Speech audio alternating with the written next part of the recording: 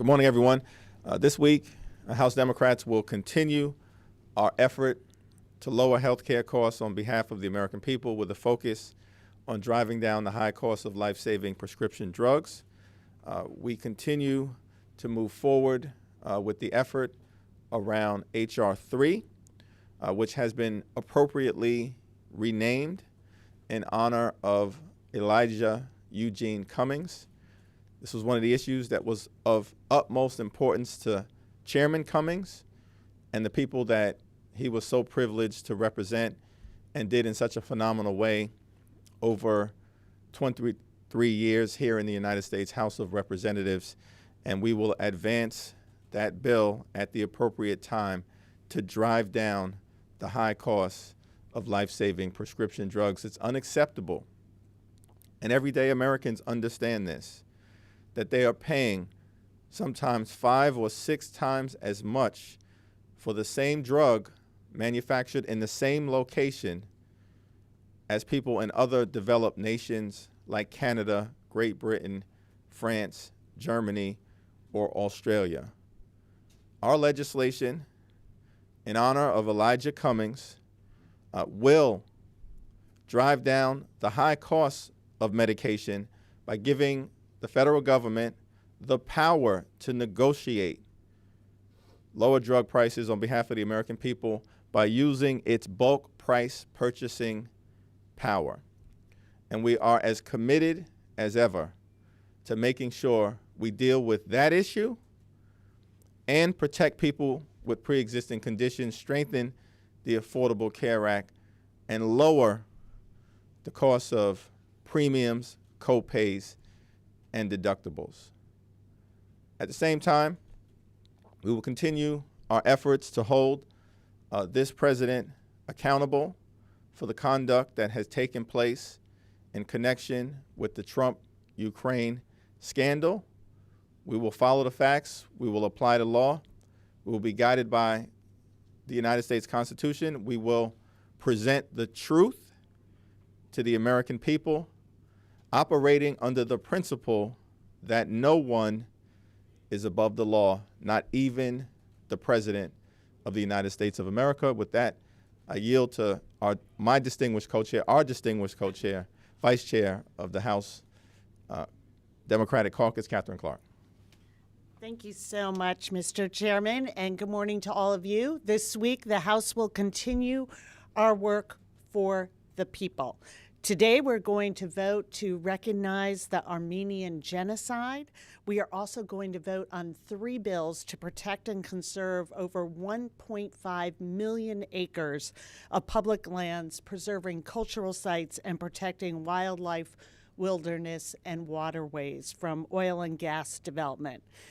As the chairman said, we are going to be building on our commitment to lower prescription drug costs, and we will vote on legislation to increase transparency in negotiations between pharmacy benefit managers and drug manufacturers, health insurers, pharmacies, and consumers.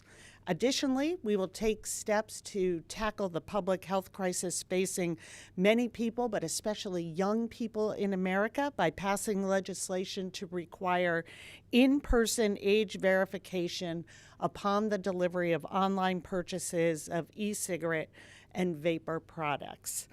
The changes that we are voting on this week will ultimately make healthcare costs more affordable for American families, and we are legislating as well as investigating.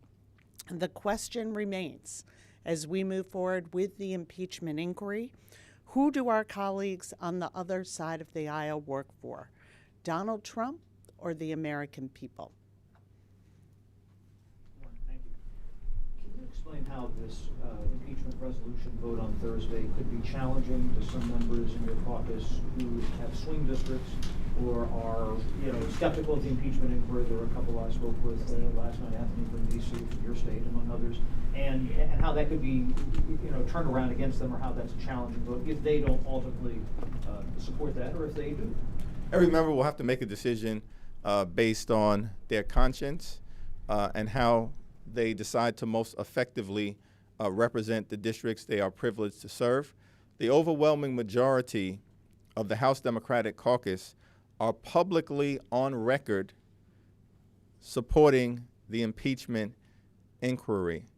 The resolution that will be on the floor, which will be unveiled by Chairman McGovern and the Rules Committee, relates to the next phase of an ongoing impeachment inquiry that the overwhelming majority of the House Democratic Caucus already publicly support.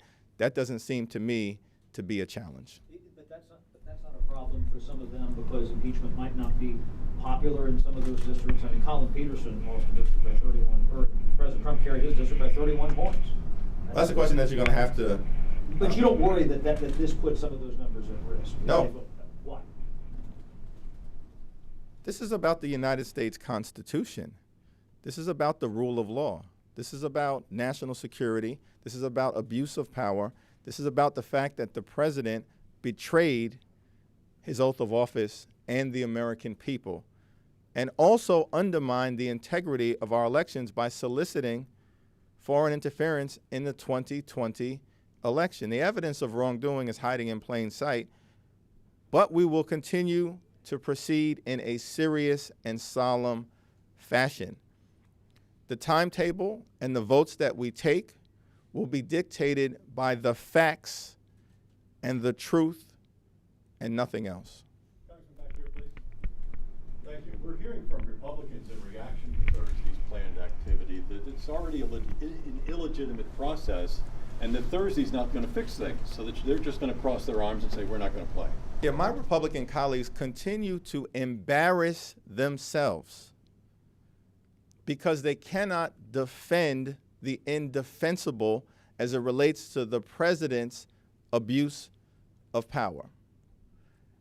A federal court has now said that the ongoing impeachment inquiry is legitimate and that the arguments that are being made by the administration have no weight. They are not credible. And my colleagues in the House Republican Cover-Up Caucus will ultimately have to decide, when will they put the Constitution ahead of corruption? That's not clear. And it's unfortunate that they continue to do the bidding of Donald Trump and behave like a wholly owned subsidiary of the Trump administration, as opposed to a separate and co-equal branch of government. We'll see what happens on Thursday, but history will be watching to determine how we all are going to proceed, and will be the ultimate judge of our conduct. Ms. Clark, do you think that they're moving the goalposts? Let me just get the sort of second part Hold of on. that, which is a little bit about the goalposts. Let me let Catherine Clark respond. Yeah, the Republicans don't have any excuse for the conduct of this president. And from the letter that the president, from the transcript that the president released, his own summary shows those key words. Do us a favor, though. And that is what they cannot escape. And as we have more patriots coming forward, giving their testimony that corroborates, and today with Colonel Bidham, we have firsthand knowledge of this call and reaction. They are not only just focusing on process because they don't have any way to explain away this evidence and the abuses of power that we are witnessing, but they are also now turning to character assassination of these witnesses. They need to remember their oath.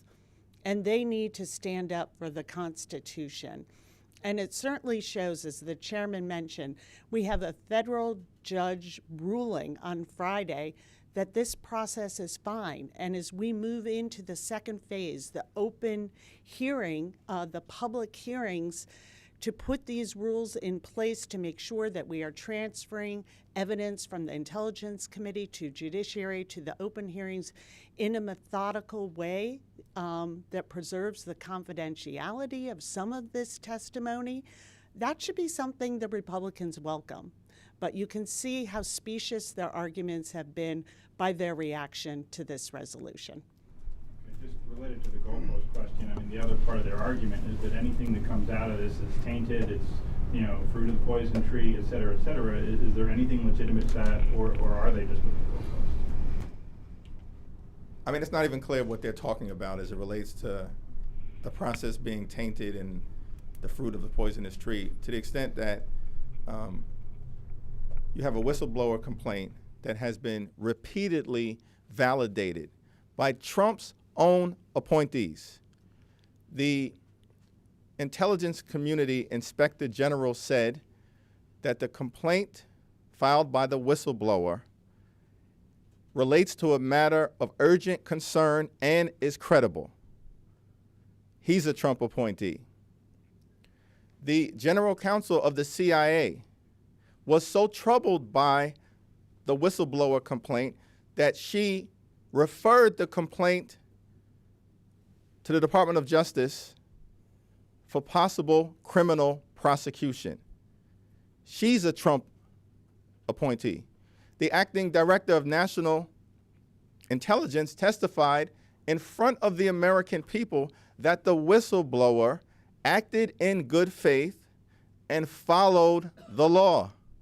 The acting director of national intelligence is a Trump appointee. What in the world are my Republican colleagues in the House talking about when they refer to the fruit of the poisonous tree? The process. It would be the process. The American people care about lowering health care costs, and that's what we're going to continue to work on. The American people care about fixing our crumbling bridges, roads, tunnels, airports, and mass transportation system. That's what we're going to continue to work on. The American people care about defending our democracy and upholding the rule of law. That's what this impeachment inquiry is all about. At the end of the day, they don't care about process, and everything about the process is transparent, is legitimate, and is constitutional. Can you explain to me, though, the political wisdom of holding this vote on Thursday? As you guys both said, the judge unequivocally sided with Democrats on Friday, saying you do not need to hold a vote to formalize this inquiry. And my understanding, talking to Democrats, is that a lot of these procedural questions can be answered within the Intel Committee and voted on there. So why would you take this to the floor, put your moderates in a tough spot, and add fuel to these Republican talking points about process? The overwhelming majority of the House Democratic Caucus are already publicly on record in support of the ongoing impeachment inquiry.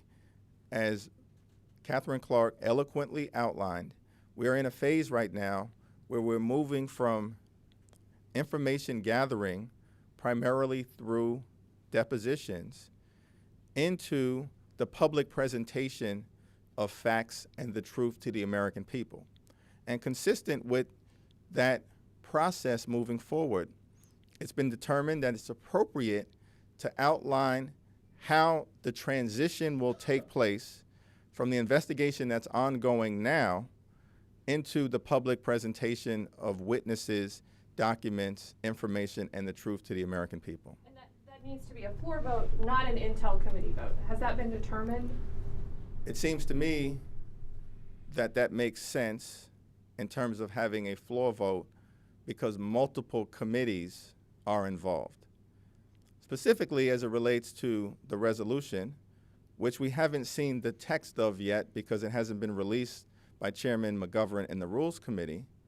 But as I understand it, it will involve laying out the process for transferring information from the Intel Committee to the Judiciary Committee. And in that regard, seems to me that it makes sense that the entire House will weigh in on that question and that procedure.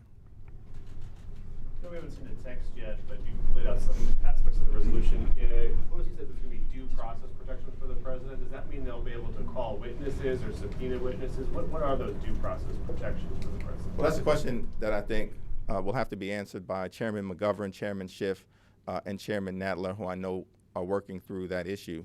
But as Speaker Pelosi has indicated from the very beginning, we're going to proceed expeditiously, we're going to proceed fairly, and we're going to proceed comprehensively. We will continue to give President Trump every opportunity to present exculpatory evidence. Guess what? None has been forthcoming. At the end of the day, all we've seen is the effort by Donald Trump to stop fact witnesses from testifying and to hide documents and information from the American people. If the July 25th communication between Donald Trump and the president of Ukraine was a perfect phone call, why does the administration continue to hide facts, documents, and information from the American people? That's a question that the American people deserve an answer to, and we are going to work to provide it.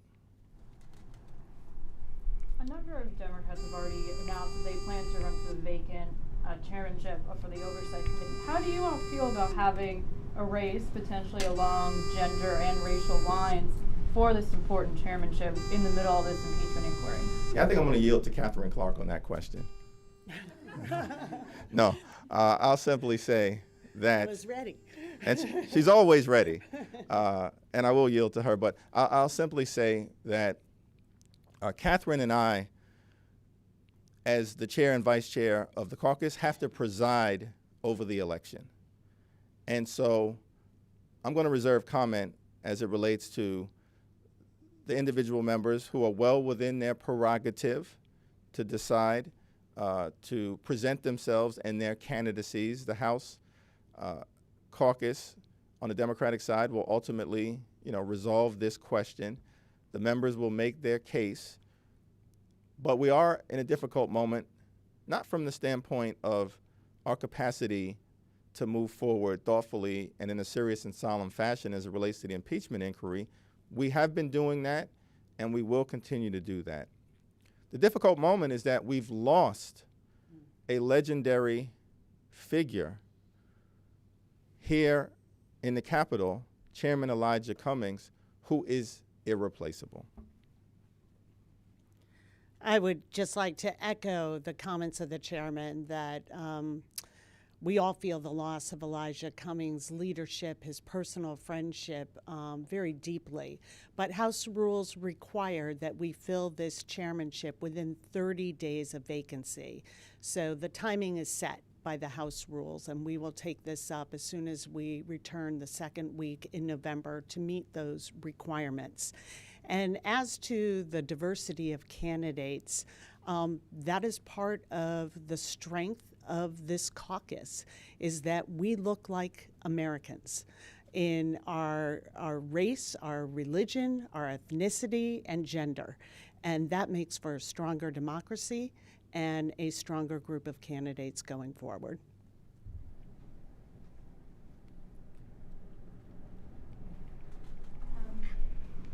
Until now, you had a lot of control over the narrative on impeachment because you've been having closed hearings. You'll have open ones now. And do you worry about, you're going to be offering also with those open hearings a platform, a public platform to the Republicans to make their arguments? And are you concerned about, the kind of spectacle that happened with, say, the Lewandowski hearing taking place now? Well, Corey Lewandowski showed up on Capitol Hill and embarrassed himself because his only mission was to perform for his puppet master sitting at 1600 Pennsylvania Avenue. We are now in the middle of a serious and solemn impeachment inquiry that strikes at the heart of our democracy because of the abuse of power that Donald Trump has engaged in. And we will make sure that we keep the focus on the undermining of our national security, the integrity of our elections, and the betrayal that Donald Trump engaged in terms of the Constitution, his oath, and the American people. Let me be clear. The timeline of events speaks for itself.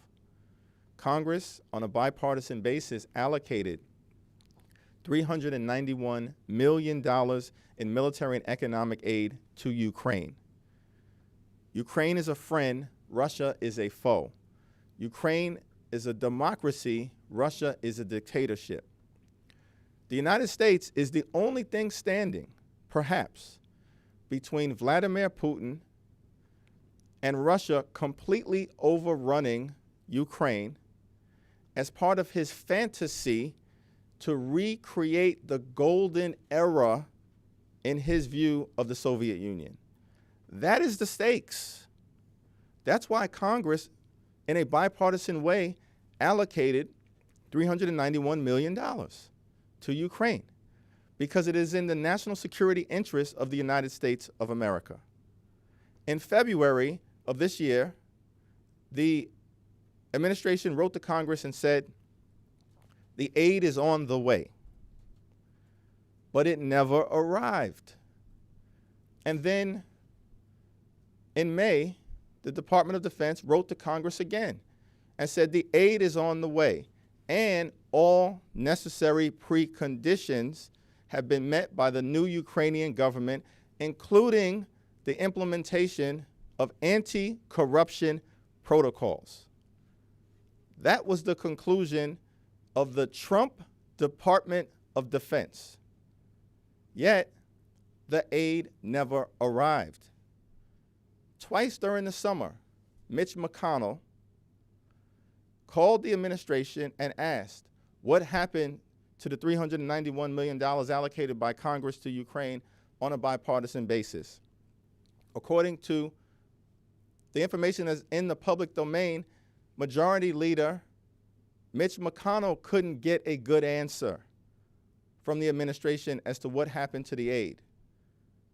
Then, on July 25th, Donald Trump pressures the president of Ukraine to target Joe Biden, an American citizen, for political gain and thereby solicits foreign interference in the 2020 election. We have a rough transcript and a readout of the call and Donald Trump's own words. Do us a favor, though.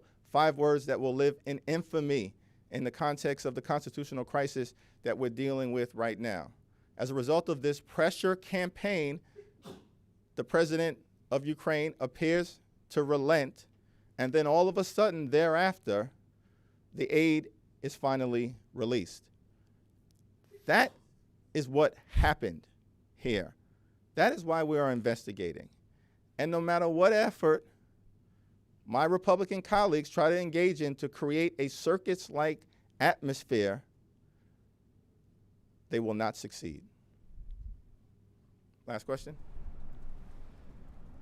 Thank you, everyone.